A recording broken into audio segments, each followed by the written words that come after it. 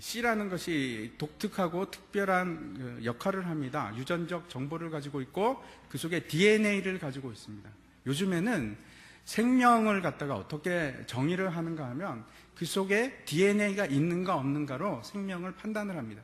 근데 C 속에 그 생명이 들어 있습니다. 그뿐이 아닙니다. 이 작은 C 안에 그 나무의 C라고 한다면 그 C 안에 생명이 있을 뿐만 아니고 그 생명이 큰 나무의 형상을 가지고 있습니다. 그래서 반드시 그 씨를 땅에 심기만 하면 그 형상이 발현이 되고 나중에 큰 나무가 됩니다. 그것이 생명이고 그것이 씨앗입니다. 제가 이제 천지창조 3일째 말씀을 드리려고 하는데, 지금까지 우리가 창세기를 그 창조의 날들을 쭉 보아오면서 한 가지 중요한 사실을 발견하게 됩니다. 창조라는 것은 목적하에 만들어졌습니다. 창조의 목적이 있습니다. 이 창조의 목적이 있고 그 창조의 목적을 이루기 위해서 하루하루가 그 창조의 목적을 이루기 위한 계획을 가지고 있습니다. 그래서 그 하루하루가 단순히 원인과 결과에 의해서 이어지는 사건들이 아니고 각각 하루하루가 특별한 의미를 가지고 있습니다. 그리고 그 특별한 의미는 모든 것이 하나로 만들어져서 전체의 큰 그림을 그리게 되어 있습니다. 각 순서마다 고유한 목적을 가지고 있습니다. 창조의 셋째 날을 살피기 전에 우리가 이제 간단하게 다시 한번 창조의 첫째 날부터 한번 생각해 보시기 바랍니다. 첫째 날에 빛이 창조되었습니다. 그렇지 않습니까? 빛이 시간에 의해서 창조가 되고, 그러니까 빛이 만들어지면서 시간이 창조가 되고, 둘째 날이 되면 물과 물이 나뉘게 됩니다. 그 나뉜다는 것이 제가 말씀드렸죠. 물질과 물질이 나누어지면서 그 사이에 공간이 생기게 됩니다. 그것을 스페이스라고 하고 우리는 그것을 하늘이라고 부르게 됩니다. 그래서 이제 셋째 날이 되면은 어떤 일이 일어나면 그 물들이 모이기 시작합니다. 모이기 시작하면서 묻이 드디어 이제 마른 땅이 드러나기 시작합니다. 그 묻이 드러나면서 거기에서 어떤 일이 일어나면 그 땅에서 최초의 생명이 시작이 됩니다. 탄생이 됩니다. 먼저 이 전체적인 과정을 다시 이제 우리가 지난번에도 형이 상학적인 측면도 보고 형이 하학적인 관점으로도 봤는데, 제가 다시 한번 형이 하학적인 관점으로 말씀을 드리려고 합니다. 그 과학자들이 말하는 우주가 있습니다. 원래부터 여러분은 어떻게 생각하십니까? 우주가 보통 우리는 물론 이제 우주가 하나님께서 창조한 시작점이 있다고 생각합니다. 그런데 사람들은 어떻게 생각할까요? 우주는 영원 전부터 있었고 영원까지 계속해서 존재한다고 생각할까요? 과학자들은 전혀 그렇게 생각하지 않습니다. 왜 그런가 하면 연력학 제2법칙 때문에 그렇습니다. 그 연력학 제2법칙이라는 것이 엔트로피의 법칙이라는 것인데, 세상 사람들이 생각하기에 진리는 딱 두 가지가 있다고 과학자들은 말합니다. 그 첫 번째가 연력학 제1법칙, 에너지 보존의 법칙이고, 두 번째가 연력학 제2법칙, 엔트로피의 법칙입니다. 이 엔트로피의 법칙을 제가 몇 번 말씀을 드렸는데 다시 한번 제가 간단하게 설명을 드리면, 물은 높은 곳에서 낮은 곳으로 떨어집니다. 왜 그런가 하면 엔트로피의 법칙 때문에 그렇습니다. 집을 여러분이 아무리 깨끗하게 청소를 해도 시간이 지나면 다 흐트러집니다. 그래서 다시 치우셔야 됩니다. 왜 그렇습니까? 엔트로피의 법칙 때문에 그렇습니다. 모든 것은 혼돈과 무질서 쪽으로 흘러갑니다. 다시 말씀드려서 고에너지는 저에너지 상태로 계속 이동을 하려고 합니다. 움직이려고 합니다. 그것을 우리가 엔트로피의 법칙이라고 합니다. 그러면 한번 생각해 보십시오. 만약에 이 우주가 영원 전부터 있었다. 그러면 어떤 결과가 되냐면 엔트로피의 법칙에 의해서 모든 쓸 수 있는 에너지는 못 쓰는 에너지로 다 바뀝니다. 다시 말씀드려서 영원부터 있었다. 그러면 해는 이미 어두워져 있어야 합니다. 지구는 더 이상 돌지 않아야 합니다. 그것이 엔트로피의 법칙입니다. 그래서 지금도 해가 빛나고 있지 않습니까? 아직도 에너지가 있는 겁니다. 그 말은 영원 전부터 시작된 것이 아니고 과거의 어느 시점부터 우주가 시작되었기 때문에 그렇습니다. 그것이 저만 그렇게 생각하는 것이 아니고 모든 과학자들이 그렇게 생각을 합니다.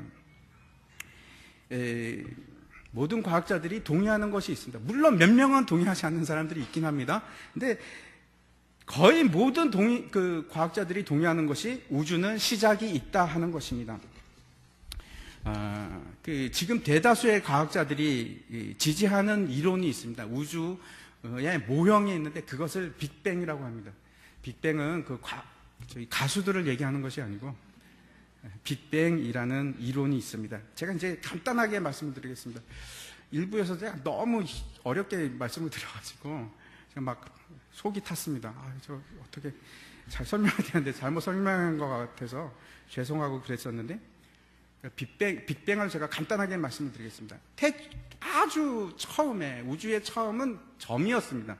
점이었다는 것은 점만 있고 그 외에는 다 공간으로 비어 있다는 뜻이 아니고 공간이 없습니다. 우주 자체가 저 점입니다. 그것이 빅뱅의 시작입니다.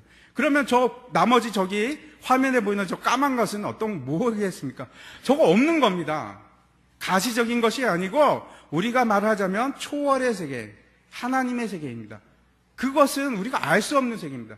과학자들이 얘기하는 건 저 점이었는데, 그런데 어느 시점에 가서 저게 폭발을 하는 겁니다. 저렇게 폭발을 하는 것입니다. 왜 폭발을 하게 되었는가? 언제 폭발을 하게 되었는가? 이전의 상태는 무엇인가? 과학자들이 많이 생각을 합니다. 그런데 분명한 것은 저 이전은 알지를 못합니다. 그것을 뭐라고 하냐면 사고의 지평선이라고 합니다. 아무리 사고를 해도 인간은 저 이전의 사건은 알아낼 수 있는 방법이 없습니다. 저기서부터 시작되기 때문에 그럽니다. 시간도 저기서부터 시작되고 공간도 저기서부터 시작되기 때문에 공간과 시간을 넘어선 것은 인간이 상상할 수 있는 것을 벗어납니다. 그래서 우리가 그것을 초월이라고 하는 겁니다. 그런데 제가 창세기 첫 번째 시간에서 저 이전에 있었던 사건을 얘기를 했습니다. 여러분 기억나십니까? 잘 모르시는 분들은 집에 가셔서 에베소서 1장을 읽어보시면 됩니다. 아니면은 제가 이제 인터넷에 보면은 첫 번째 시간이 올라가 있을 겁니다. 그것을 보셔도 됩니다. 다시 돌아가서 이 폭발에서 처음에 생긴 것이 있습니다. 한번 이제 보여주시기 바랍니다. 저게 이제 빅뱅을 이렇게 그림으로 그린 것인데, 처음에 이제 폭발합니다. 그러면서 생겨난 것이 빛입니다. 이 빛이 이렇게 있는 동안에 어떤 상태가 되냐면 고압과 그 다음에 고열 상태입니다. 그래서 어떠한 물질도 존재하지 못합니다. 그것을 이제 과학적으로 뭐라고 하냐면 플라즈마 상태라고 합니다. 그래서 아무런 형태가 없습니다. 존재하지는 못합니다. 그냥 저렇게 존재하는 겁니다. 마치 물처럼 존재하는 겁니다. 성경에서 얘기하듯이 물처럼 존재하는 것입니다. 그런데 빛이라는 것이 이 파동을 가지고 있는데, 저것이 어떻게 바뀌냐면 입자와 반입자로 나눕니다. 쿼크라든지 여러 가지 소입자들이 빛 때문에 생겨나기 시작합니다. 에너지가 빛인데 에너지가 물체로 바뀌는 것입니다. 그러한 일들이 일어납니다. 한번 보여주시기 바랍니다. 첫 번째 날이 저 빅뱅 사건이 있었습니다. 예, 클릭하시면 됩니다. 예. 그리고 이제 둘째 날에 가면은 하나님께서 어떻게 얘기하시냐면 물 가운데 궁창이 있어 물과 물로 나뉘라라고 합니다. 그래서 저것이 과학적으로 얘기하자면 이제 입자들이 물질을 이루기 시작합니다. 그래서 이 물질을 이루기 시작하니까 가운데 공간이 생기는 겁니다. 그것을 궁창이라고 하고 그 공간이 점점 늘어납니다. 그래서 우주가 팽창하기 시작하는 겁니다. 시공간이 생기기 시작한 겁니다. 그렇지만 아직도 물체가, 큰 형태를 띈 물체가 생기는 것은 아니고 저 상태는 아주 작은 소립자 상태를 얘기하는 것입니다. 그런데 저것이 지나면서 세 번째를 보여주시기 바랍니다. 물질들이 큰 형태의 어떤 땅과 같은 형태를 이루기 시작합니다. 입자들이 뭉치고 또 뭉치고 점점 커지고 공간은 점점 사이에 커집니다. 그 사이의 공간은, 그래서 우리가 저것을 어떻게 얘기하냐면 우주라고 얘기합니다. 우주가 생성되기 시작한 겁니다. 그리고 이제 4일째로 가게 되면, 4일째 한번 보여주십시오. 4일째가 되면 저 혼돈과 무질서 상태의 우주가 이제는 조화를 이루기 시작합니다. 그래서 해 주위로 항성들이 수금지와 그런 것들이 돌기 시작하고 달이 돌기 시작하고 질서를 유지하기 시작합니다. 그것을 이제 천문학자들은 우주 과학자들은 어떻게 얘기하면은 솔라 시스템이 완성이 됐다. 태양계가 저때 생겨났다고 얘기를 합니다. 너무나 일치합니다. 창세기의 첫째 날, 둘째 날, 셋째 날, 넷째 날하고 명확하게 일치를 합니다. 제가 지금 보여드린 것 같이 현대 과학자들이 말하는 우주와 창세기는 아주 일치를 합니다. 단지 이제 하나의 차이가 있다고 한다면 물리학자들이 말하는 시간은 저 빅뱅부터 시작해서 지금 마지막 순간까지 어떻게 얘기를 하면 137억 년의 시간이 걸렸다고 합니다. 그리고 성경상으로 얘기를 하자면 그냥 6,000년입니다. 6일밖에 안 됩니다. 저 상태가. 그런데 이제 그 시간에 대해서는 제가 다시 한번 말씀을 드리겠습니다. 이제 다시 형이 상학적인 면으로 이제 돌아가서 창세기를 살펴보았으면 좋겠습니다. 그레고리 비일이라는 학자가 있습니다. 참 훌륭하신 분인데 저번에 이제 성전 신학이라는 책을 제가 읽었습니다. 거기서 성전이 어떻게 우주를 상징하고 있는지 표현하고 있는지 그 책을 통해서 이제 설명을 하는데 성전은 세 개의 주요 부분으로 되어 있습니다. 한번 보여주시기 바랍니다. 이 각각의 부분이 우주의 주요 부분을 상징을 합니다. 성전이나 성막이나 동일한 개념인데 제가 간단하게 성막의 구조를 한번 설명을 드리겠습니다. 그 성막 안에는 그 뜰이 있습니다. 그것을 우리가 바깥뜰이라고 하는데 그것이 이 땅을 얘기합니다. 이 세계를 얘기합니다. 아랫물을 얘기하는 것입니다. 그리고 이제 그 안에 회막이 있는데 회막 안으로 들어가면 첫 번째 나오는 것이 이제 성소입니다. 성소는 무엇을 의미하냐면 하늘을 궁창을 의미합니다. 둘째 날 이렇게 되죠. 물과 물이 나뉘어서 윗물과 아랫물로 나뉘고 가운데는 궁창이 됩니다. 그것을 하늘이라고 하는데 성소의 개념이 하늘입니다. 그렇다면 지성소는 무엇이 되겠습니까? 윗물이 됩니다. 윗물이라는 것은 하나님이 거하시는 것이고 천군 천사가 거하시는 그 천국을 얘기하는 것이 지성소입니다.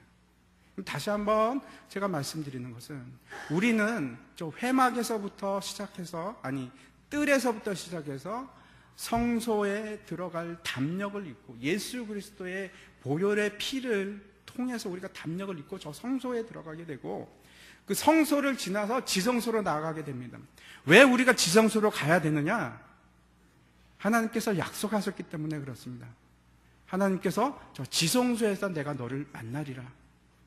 하나님을 볼 수 있는 곳은 저 지성소입니다. 그래서 우리가 바깥 뜰에 머물러 있는 것이 아니고 뜰은 아무나 들어갈 수가 있습니다. 그런데 성소에 들어가는 사람은 선택된 자들만 들어갑니다. 하나님의 백성만 들어갈 수가 있습니다. 그리고 다시 성소에서 지성소로 나아갈 때 점점 더 하나님께서 요구하시는 것이 있습니다. 우리의 성결함, 우리의 거룩함입니다. 거룩하지 못하고 성결하지 못하면 우리가 성소에 들어갈 수도 없고 더 나아가서 지성소에 갈 수도 없습니다. 하지만 우리가 결국은 저 지성소까지 가야 됩니다. 우리가 또 주목해서 다시 한번 보여주시기 바랍니다. 앞에 거. 우리가 또 주목해서 보아야 할 것이 있는데 그 뜰에 보면은 두 가지 기구가 있습니다. 하나는 번제단이고 또 하나는 물두멍입니다. 우리가 번제단에서 알아보았는데 번제단이 의미하는 것이 있습니다. 우리가 이제 예수 그리스도를 의미한다고 말씀을 드렸죠. 그런데 이 번제단을 에스겔서에 가면은 뭐라고 표현을 하냐면 땅에 닿는 밑받침이라고 얘기합니다. 땅에 연결된 것을 말하는 것이고, 그 다음에 이제 그 출애굽기에 가면은 제단을 토단이라고도 합니다. 토단이라고도 합니다. 그래서 제단을 만들 때는 흙으로 만들거나 아니면 다듬지 않는 돌로 만들게 되어 있습니다. 그리고 그 뒤에 물두멍이 있는데 이 물두멍은 나중에 성전으로 바뀌게 되면서 뭐라고 부르냐면 바다라고 얘기합니다. 그 다음 장을 한번 보여주시기 바랍니다. 제가 다시 말씀드리면은 성막이라는 것이, 성전이라는 것이 어떤 의미를 가지고 있냐면 위로 윗물이 있고 가운데 궁창이 있고 밑에 아랫물이 있습니다. 그런데 이게 아랫물이 다시 오늘 3일째 그것이 갈라집니다. 뭘로 갈라지냐면 바다와 땅으로 갈라집니다. 그런데 이 아랫물은 무엇을 얘기하는 것입니까? 세상을 얘기하는 것입니다. 그리고 가운데 하늘은 성소를 의미하는데 그 하늘은 가시적인 하늘, 우리가 보는 이 하늘을 말합니다. 그리고 윗물은 천국을 얘기하는데 지성소입니다. 하나님이 계신 곳입니다. 이것이 성전이 상징하는 의미입니다. 다시 돌아가서 시편 78편 69절을 한번 제가 읽어보도록 하겠습니다. 어떻게 되어 있냐면 그의 성소를 산의 높음같이 영원히 두신 땅같이 지으셨도다. 성소라는 것이 성전을 의미하는 것인데 우리말 성경에는 산의 높음같이 이렇게 되어 있고 또 영원히 두신 땅같이 이렇게 되어 있습니다. 그런데 산의 높음같이라는 것을 이제 원어를 살펴보면 산이란 말은 없고 어떻게 되어 있냐면 더 높은 곳이라고 되어 있습니다. 그것이 여러분 무엇을 의미하겠습니까? 하늘을 의미합니다. 그래서 결국 성전이라는 것이 무엇을 두고 지으셨냐면 하늘과 땅을 두고 만드신 것이 성전입니다. 결국 성전이고 성막이고 이것들이 상징하는 것은 하늘과 땅, 다시 말씀드려서 우주, 보이는 우주와 보이지 않는 비가시적인 우주, 초월의 세계를 포함한 모든 것을 상징하는 것이 바로 이 성전입니다. 그런데 거꾸로 말하면, 그렇죠? 천지가 창조된 것은 결국 성전을 나타내기 위함이고, 우리가 알고 있듯이 성전이 의미하는 것은 결국 예수 그리스도입니다. 그러면 이런 것이 됩니다. 하나님께서 이 천지를 창조하셨는데 그 목적은 예수 그리스도를 나타내기 위해서 이 천지를 창조하셨습니다. 본문으로 돌아가서 구절을 한번 보도록 하겠습니다. 같이 읽겠습니다. 시작. 하나님이 이르시되 천하의 물이 한 곳으로 모이고 묻이 드러나라 하시니 그대로 되니라. 이 우리가 관심을 가져야 할 것이 묻이라는 단어입니다. 묻이 드러나는 것인데 하나님께서 천하의 물이 모이라고 하십니다. 이 천하의 물이라는 것은 어떤 뜻이냐면 하늘 아래라는 뜻입니다. 천하가 하늘 아래. 그래서 여러분 그럼 뭐가 되겠습니까? 아랫물입니다. 아랫물이 모여서 묻이 드러나라 이렇게 얘기하는 것인데 그러면 이 과연 묻이라는 것이 도대체 무엇일까 우리가 한번 살펴보도록 하겠습니다. 묻이라는 단어가 야빠샤라는 히브리어 단어인데 어떤 뜻을 가지고 있냐면 마른 땅입니다. 마른 땅입니다. 구약 성경에서 마른 땅이 나타나는 사건이 3가지가 있습니다. 여러분 한번 생각해 보시기 바랍니다. 지금 빨리 한번 생각해 보십시오. 구약에서 마른 땅이 언제 나올까 한번 생각해 보시기 바랍니다. 첫 번째가 홍해 사건 때 나옵니다. 그때 모세가 이스라엘 백성을 데리고 애굽에서 나올 때 앞에 홍해가 가로막고 있었습니다. 그때 하나님의 명령을 따라서 모세가 손을 앞으로 내뻗칩니다. 그럴 때 물이 갈라지고 바다가 벽을 이루면서 땅이 드러나는데 그 땅을 뭐라고 성경에서 기록하냐면 야빠샤라, 마른 땅입니다. 근데 이 마른 땅이 그냥 마른 땅이 아니고 아주 이게 축축해도 그래도 그런 땅이 아니고 바짝 마른 땅입니다. 바짝 마른 땅. 여러분 이상하지 않습니까? 물이 물러났는데 젖어야지 맞는데 근데 하나님께서 뭐라고 기록하시냐면 바짝 마른 땅이 드러났다. 물이 없는 땅이 드러났다라고 얘기하십니다. 두 번째 이 야빠샤가 드러난 사건이 있습니다. 어딜까요? 요단강을 건널 때 야빠샤가 드러납니다. 그 언약궤를 메고 제사장들이 요단강 가운데 가서 섭니다. 그랬더니 물이 멈추고 다시 돌이키기 시작합니다. 위에서 내려오던 강물들이 돌이키기 시작합니다. 그리고 땅이 드러나는데 그 땅을 뭐라고 기록하냐면 야빠샤가 드러났다고 이렇게 기록을 하고 있어요. 마른 땅이. 또 한 가지가 있습니다. 성경에서 마지막 야빠샤를 얘기하는 곳이 있는데 그곳이 어디일까요? 그곳은 요나서입니다. 요나가 큰 물고기 뱃속에서 3일을 지내고 물고기가 토합니다. 근데 어디다가 토를 하냐면 야빠샤에서 토를 합니다. 마른 땅에서 토를 하고 이 요나가 튀어나오게 됩니다. 그런데 유사한 사건이 복음서에서도 등장합니다. 한번 보겠습니다. 마태복음 3장 16절입니다.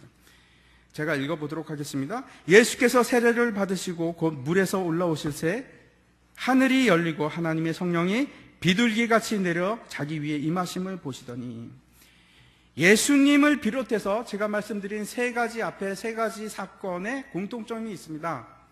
하나는 모두 물속에서 모습을 드러나고 밖으로 나오는 것입니다. 그리고 또 하나는 항상 이것이 시작이 됩니다.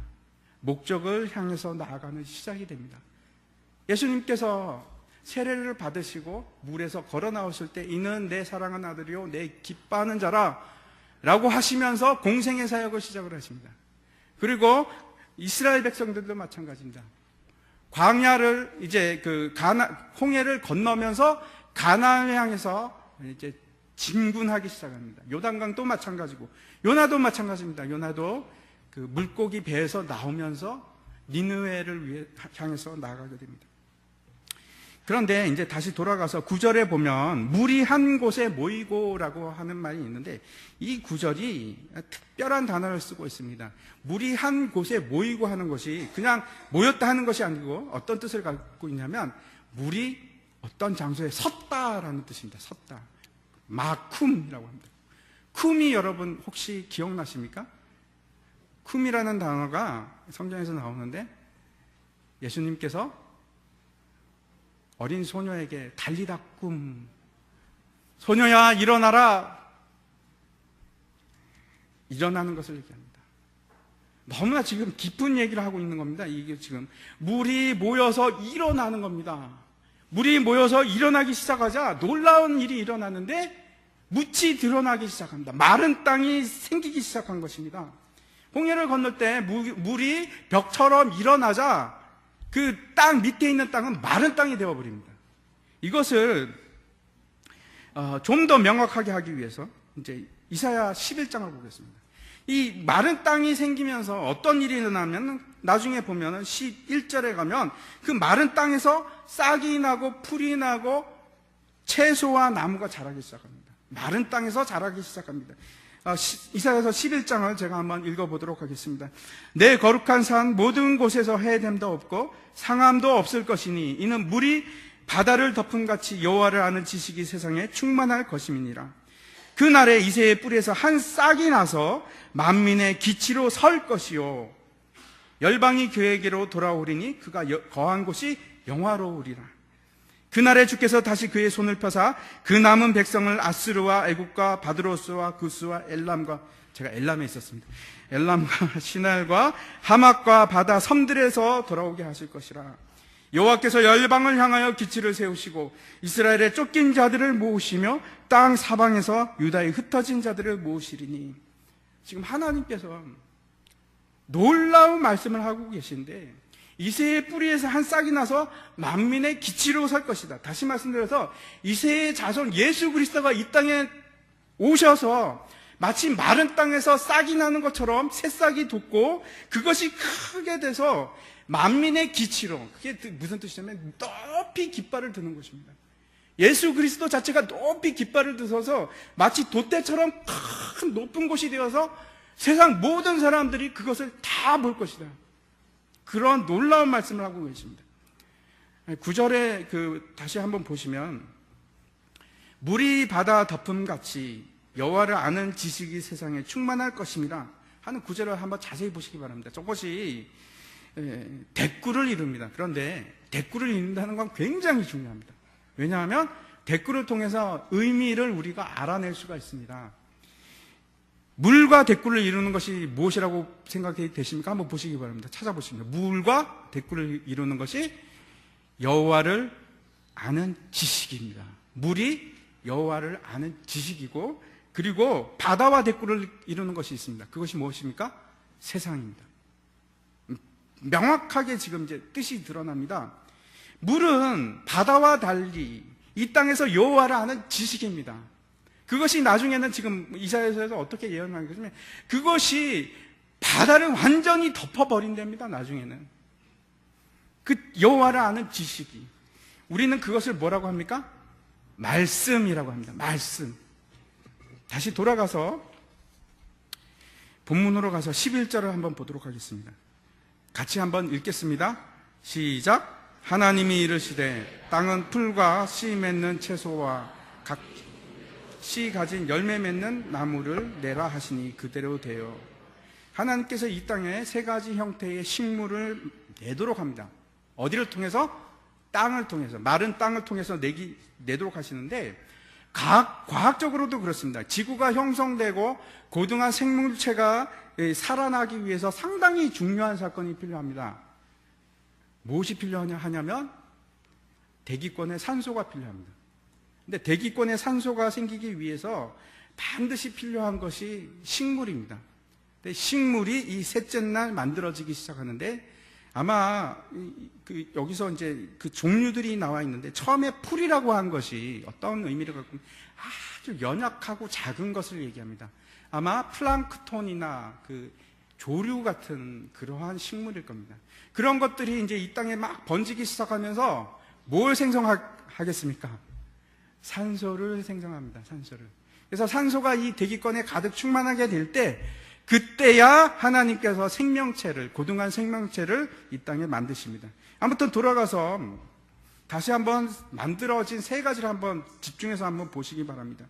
중요한 것이 두 번째와 세 번째인데, 두 번째는 뭐라고 합니까? 씨 맺는 채소라고 하고, 그리고 세 번째는 무엇입니까? 씨 가진 열매 맺는 나무라고 얘기합니다. 근데 앞에는 그 단어가 틀린데, 두 번째 단어는 에세브라고 합니다. 이 식물을 씨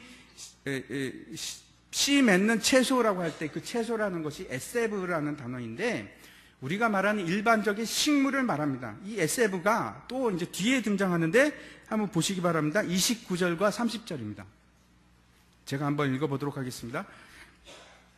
하나님이 이르시되 내가 온 지면에 씨 맺는 모든 채소와 씨 가진 열매 맺는 모든 나무를 너에게 주노니 너희의 먹을 거리가 되리라. 또 땅의 모든 짐승과 하늘의 모든 새와 생명이 있어 땅에 기는 모든 것에게는 내가 모든 푸른 풀을 먹을 거리로 주노라 하시니 그대로 되니라. 29절과 30절에 아주 분명한 차이가 있습니다. 29절은 사람에게 주신 것이고 30절은 다른 짐승들에게, 동물들에게 주신 것입니다. 뭐가 차이가 있습니까? 잘 보시기 바랍니다. 차이가 있습니다. 어떤 걸까요? 사람에게 주온 것은 씨가 있습니다. 너무나 중요합니다. 우리에게 먹을 거리로 준 것은 반드시 그 속에 씨가 있어야 됩니다. 그렇지만 동물은 그렇지 않습니다. 여러분, 씨 맺는 채소라고 하면 여러분 어떤 것이 생각이 나십니까? 씨 맺는 식물이라고 하면 어떤 걸까요? 예? 곡물입니다. 곡물. 그렇죠? 쌀이나 밀가루 같은 거 한번 생각해 보십시오. 이삭, 씨 맺는 채소들입니다. 씨 맺는 식물들입니다. 그리고 씨 가진 열매 맺는 나무는 어떤 것이 될까요? 과일 나무가 있죠. 과목을 얘기하는데, 그런데 다시 돌아가서 이 곡물이라는 것, 씨 맺는 채소라는 것이 도대체 무엇인지 한번 그 의미를 레위기를 통해서 한번 보도록 하겠습니다. 레위기 24장인데 그 성소 안에 들어가면 세 가지 기구가 있습니다. 첫 번째 우리가 맞이하는 것이 저 떡상입니다. 그리고 두 번째 볼 수 있는 것이 등잔대입니다. 등잔대는 불을 밝히는 것이고, 세 번째가 있는데 그것이 금향단입니다. 우리가 첫 번째 이제 진설병에 대해서 한번 보겠습니다. 너는 고운 가루를 가져다가 떡 12개를 굽되 각 덩이를 10분의 2로 하여 여호와 앞에 순결한 상 위에 두 줄로 한 줄에 6씩 진설하고, 너는 또 정결한 유황을 그 각 줄 위에 두어 기념물로 여호와께 화제를 삼을 것이며 안식일마다 이 떡을 여호와 앞에 항상 진설할지니 이는, 여기가 중요합니다. 이는 이스라엘 자손을 위한 것이요 영원한 언약이니라. 이렇게 얘기하고 있습니다. 우리가 앞에서 살펴보았듯이 그 뜰에는 두 가지가 있습니다. 첫째 날 번제단을 우리가 어린 양이라고 얘기했습니다. 예수 그리스도께서 참 빛이 되어서 이 땅에 오셨습니다. 그리고 희생양이 되어서 번제단 위에서 불살라집니다. 그리고 그 불사름을 통해서 그 뜰 안에 온 세상을 향해서 빛을 발하십니다. 그것이 번제단입니다. 근데 그 번제단을 지나서 그 다음에 도착하는 것이 물두멍입니다. 물두멍은 성결케 하는 것인데 우리가 세례라고 우리가 배웠습니다. 물두멍에서 손을 씻는 것은, 우리가 세례를 받는 것은 단절을 의미합니다. 무엇과의 단절입니까? 아랫물과의 단절입니다. 이제는 아랫물과는 끊어지는 겁니다. 그리고 나아가는 곳이 어디로 들어가냐면 성소로 들어가는 것입니다. 여러분, 지금 내가 어디에 있는지 한번 생각해 보시기 바랍니다. 그 성소로 들어가면 우리가 처음 맞이하는 것이 저 떡상입니다. 떡상에는 진설병이라는 그 떡이 있는데, 그 병이니까 그 빵이죠. 12개의 빵이 있습니다. 그 곡식가루로 만든, 고운 가루로 만든 12개의 빵이 있는데, 이것이 바로 창조 셋째 날의 의미이자 목적입니다. 레위기 24장 8절에 뭐라고 합니까? 이는 이스라엘 자손을 위한 것이요, 다시 말씀드려서 하나님의 백성을 위한 것이요, 또 영원한 언약 때문이라고 분명하게 얘기를 합니다. 이 떡이 그러면 무엇이겠습니까? 여러분 잘 알고 계시죠? 이 떡은 생명의 떡입니다. 요한복음 6장을 한번 보겠습니다. 예수님께서 5,000명이 넘는 사람들이 배고파 굶주려하고 안타까움을 가지시고 그들에게 기적을 베푸시는데 보리떡 5개와 물고기 2마리로 그 많은 사람들을 다 먹이십니다. 그리고 나서 이렇게 말씀을 하십니다. 제가 읽어보겠습니다. 예수께서 이르시되 내가 진실로 진실로 너에게 이르노니 모세가 너에게 하늘로부터 떡을 준 것이 아니라 내 아버지께서 너에게 하늘로부터 참떡을 주시냐니. 이 모세가 준 것은 만나를 얘기합니다. 하나님의 떡은 하늘에서 내려 세상에 생명을 주는 것이니라. 그들이 이르되 주여 이 떡을 항상 우리에게 주소서. 이 떡은 뭘 얘기하냐면 그 이스라엘 백성들이 그 넓은 들판에서 오병이어의 기적을 맛보면서 먹었던 떡을 생명의 떡이라고 하니 그 떡을 저에게도 주십시오. 지금도 주십시오. 이렇게 얘기합니다. 그랬더니 35절에서 예수님께서 이르시되 나는 생명의 떡이니 내가 그 떡이야. 그것이 진짜 떡이 아니고 그것은 상징일 뿐이야. 진짜 떡은 나 자신이야. 나를 먹어야 돼. 내게 오는 자는 결코 줄이지 않을 터이요 나를 믿는 자는 영원히 목마르지 아니하리라. 너희가 나를 먹어야 돼. 그렇게 말씀을 하십니다. 사람이 무엇으로 사는가? 하나님께서 우리에게 양식으로 주신 것이 무엇이냐면 씨 맺는 채소와 씨 가진 열매 맺는 나무의 과일들입니다. 그 씨 맺는 채소가 의미하는 것이 생명의 떡인데, 다시 말씀드려서 예수님의 몸인데, 그러면 그 씨 가진 열매 맺는 나무가 의미하는 것이 무엇이겠습니까? 포도나무입니다. 그 포도나무에서 만들어진 것을 먹는 것이 포도주입니다. 잔입니다. 예수님께서 십자가에 돌아가시기 전에 6월절 마지막 만찬을 하시면서 떡을 떼어서 제자들에게 주시면서 이렇게 말씀하십니다. 이것은 너희를 위하여 주는 내 몸이라 하고 먹으라고 하십니다. 그리고 나서 잔을 주시면서, 포도주 잔을 주시면서 이는 내 피로 세우는 언약의 피니라. 똑같은 얘기를 합니다. 진설병과 똑같은 얘기를 합니다. 언약이고 너희 백성들을 위한 생명이라고 얘기를 하시는 것입니다. 예수님께서 광야에서 40일간 이제 금식을 하시고 줄인 상태에서 사탄에게 시험을 받으십니다. 그때 이제 그 사탄이 이렇게 시험을 하죠. 이 돌덩이를 떡이 되게 해서 먹으라 이렇게 얘기합니다. 그랬더니 예수님께서 뭐라고 대답을 하시냐면 마태복음 4장 4절인데 예수께서 대답하여 이르시되 기록되었으되 사람이 떡으로만 살 것이 아니요 하나님의 입으로 나오는 모든 말씀으로 살 것이라 하였느니라 하십니다. 정말 우리가 무엇으로 살 수 있는가? 우리가 필요한 것이 돈인가? 우리가 필요한 것이 빵인가? 그렇지 않습니다. 하나님의 말씀입니다. 그냥 풀이 아니고 씨 가진 채소를 먹어야 합니다. 씨 가진 열매를 먹어야 합니다. 그렇지 않으면 우리가 살 수가 없습니다. 하나님께서 우리를 그렇게 창조하셨기 때문에 그렇습니다. 씨 없는 채소를 먹어도 잘 살 수 있어요. 그런 사람 많이 있습니다. 목사님, 그렇지 않습니다. 이 생명의 말씀을 먹지 않으면 살아있는 것처럼 보이지만 그 영혼은 죽은 것입니다. 다시 한번 생각해 보시기 바랍니다. 우리의 영이 그 물을 지나면서, 물과 물이 나누어진 그 세례의 장소를 지나면서 우리의 영은 새롭게 창조됩니다. 새로운 피조물이 됩니다. 그래서 우리는 어디에 속해 있냐면, 이제 여러분은 축하드립니다. 지금 이제 뜰에 계신 것이 아니고 성소로 들어가신 것입니다. 성소로 들어가면 이제는 아랫물을 취할 수가 없습니다. 그걸 먹으면 여러분 죽습니다. 여러분이 먹어야 할 것은 생명의 떡을 먹어야 합니다.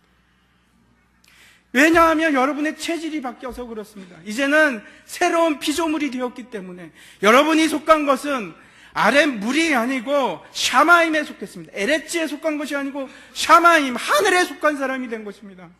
그것이 성소입니다. 여러분은 이제부터 성소의 삶을 살아가셔야 됩니다. 이 땅의 삶을 살아가는 것이 아니라 성소의 삶을 살아가야 됩니다. 근데 성소의 사람은 이 땅의 삶이 아닙니다. 다릅니다. 음식부터 다릅니다.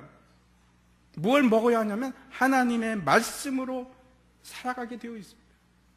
한번 시험해 보십시오. 여러분이 하나님의 말씀만 먹고 사는데 죽나 안 죽나? 죽지 않습니다. 대부분의 사람들이 돈으로 이 땅을 살아가려고 합니다. 빵으로 살아가려고 합니다. 여러분, 말씀이 없으면 우리의 영은 죽습니다. 주기도문에서 우리에게 일용할 양식을 주옵시고, 그 일용할 양식이라는 것이 우리가 먹는 음식을 얘기하는 것이 아니고 땅의 음식을 얘기하는 것이 아니고 하늘의 신령한 떡을 얘기합니다. 생명의 떡을 얘기합니다. 매일매일 그 생명의 떡을 먹지 않으면 우리는 죽습니다. 여러분, 일주일 동안 6일은 내내 굶고 있다가 주일날 하루 와서 예배 드리면서 잠깐 그 말씀을 들으면서 허겁지겁 먹는 것으로 여러분의 삶을 영위할 수 있다고 생각하십니까? 아닙니다. 여러분, 만약 그렇게 살고 있으면 여러분의 영은 계속 죽어가고 있는 겁니다. 숨을 못 쉬는 겁니다. 생명의 떡을 먹지 않으면 여러분의 영은 죽어갑니다. 굶주리고 있어요.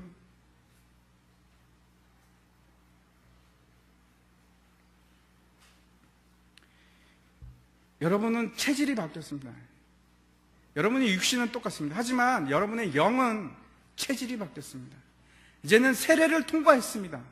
여러분 성소에 들어갔기 때문에 뒤로 갈 수가 없습니다. 하늘의 삶을 살아야 됩니다. 씨를 가진 채소를 먹는다는 것은, 씨를 가진 열매를 먹는다는 것은 생명을 먹는 것입니다. 제가 앞에서 그 수박 얘기를 했는데 괜히 한 것이 아니고 그 씨 속에 생명이 있기 때문에 그렇습니다. 지금 이 말씀을 하고 있습니다. 내가 그 생명을 먹는다면 옥토에, 땅에, 좋은 땅에 뿌려진 씨는 반드시 다시 생명을 잉태합니다. 30배, 60배, 100배의 생명을 잉태하게 되어 있습니다. 그것이 법칙입니다. 여러분 속에 생명이 들어가면 그것이 이제는 다시 새로운 열매로 자라나게 되어 있습니다. 여러분이 생명의 떡을 먹기만 한다면, 이것이 여러분 성도의 생활의 시작입니다. 마치 예수님께서 그 땅으로 올라서셔서 만인에게 기치가 되시고 앞으로 나가셨던 것처럼 이제는 우리는 움직이는 곳으로 향해 갑니다. 이제는 방향이 다릅니다. 이전에는 뜰에 있을 때는 그렇죠. 세상을 향해 나아갔습니다. 그런데 그렇지 않습니다. 이제는 분명한 목표가 생겼습니다. 우리가 바라보고 나아갈 곳은 지성소입니다. 윗물을 향해서 나가는 겁니다. 다시 뒤로 갈 수는 없습니다, 여러분. 여러분 앞에 떡상이 있습니다. 여러분 선택하십시오. 떡상에 있는 떡을 취하시겠습니까? 아니면 다시 바닷물로 빠져 들어가시겠습니까? 제가 이렇게 말씀드리지만 여러분, 성소에 들어가면 뒤에는 뒷문은 없습니다. 바다로 다시 갈 수는 없습니다.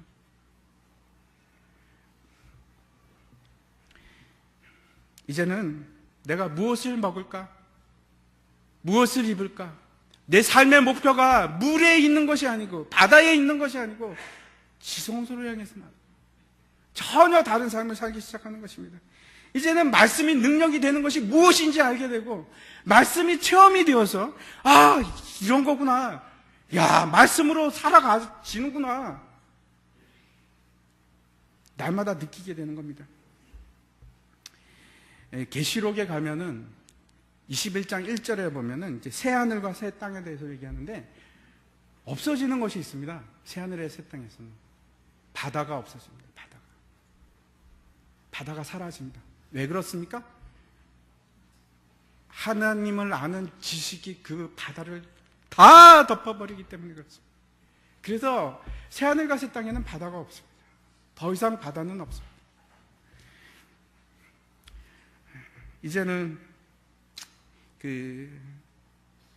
주님의 말씀이 그 맛이 얼마나 어찌 그리 단지요 내 입에 꿀보다 더 다나이다, 이런 고백이 나왔으면 좋겠습니다. 이스라엘 백성들이 애굽 땅에서 나왔고 불평을 하기 시작하는데 이런 불평을 합니다. 야, 애굽에 있을 때는 우리가 부추도 먹고 마늘도 먹고 고기도 실컷 먹었는데, 야, 이게 뭐야? 이 광야에 이 만나를 계속 먹어야 하나? 사람의 입맛을 바꾸는 것이 그렇게 쉽지 않습니다. 보통 사람들이 15, 16세 때 먹었던 것을 평생 먹게 되어 있다고 합니다. 근데 여러분, 바꾸셔야 합니다. 하나님께서 이스라엘 백성들을 애굽에서 밖으로 빼내는 데는 며칠 걸렸습니다. 홍해를 건널 때까지 그렇게 많은 시간이 걸리지 않았습니다. 그런데 하나님께서 이 이스라엘 백성들의 입맛을 바꾸는데, 세상의 입맛이 아니고 하늘의 떡에 대한 입맛으로 바꾸는데 40년이 걸립니다. 여러분은 이제 입문하신 겁니다. 물론 이제 앞으로 나가신 분들도 계시는데 입맛을 바꾸셔야 됩니다. 하늘의 떡에 맞는 입맛으로 바꾸셔야 되는데 그것이 얼마나 걸리기 모르겠어요. 빨리 졸업하시기 바랍니다. 지성소가 있습니다. 그곳으로 나아가야죠. 이제 입맛을 하늘의 떡에 맞추시기 바랍니다. 그리고 주의 말씀은 내 발의 등이요 내 길의 빛이니이다 그러면서 그냥 말씀이 인도하는 대로 가고 그냥 말씀을 먹고 그것이 꿀보다 단이다 그러면서 살아가는 것이 성도의 삶입니다. 제가 오늘 성소의 삶에 대해서 첫 번째 말씀드렸습니다. 이제 여러분은 빵으로 사는 것이 아니고 밥으로 살아가는 것이 아니고 하나님의 말씀으로 살아가야만 합니다. 다 같이 기도드리겠습니다.